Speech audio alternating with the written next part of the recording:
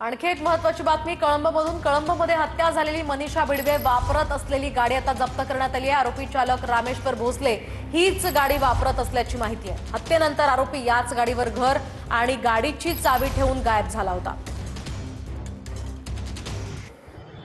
कळंब येथील मनीषा बिडवे हत्याकांडामध्ये जो आरोपी अटक करण्यात आलेला आहे आणि तो आरोपी रामेश्वर भोसले तो हीच गाडी जी आहे ती ह्या मनीषा बिडवेची गाडी चालवत होता। आपण पाहू शकतो आता कळंबच्या पोलीस स्टेशनमध्ये ही गाडी आणण्यात आलेली आहे।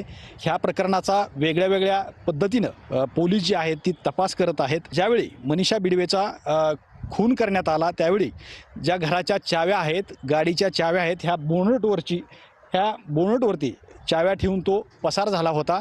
जी अंजली दमाने यांनी ज्या लोकांची नावं आपल्याला सांगितली होती की या नावाने ही महिला समाजामध्ये वावरत होती आणि त्याच्यातलंच एक नाव मनोज बियाणे असं होतं आणि त्याच व्यक्तीच्या नावावरती ही गाडी आणि ह्या गाडीच्या माध्यमातून यापुढं पोलीस या प्रकरणाचा काय तपास करणार हे पाहणं गरजेचं आहे। श्रीराम क्षीरसागर, TV9 मराठी, कळंब, धाराशिव।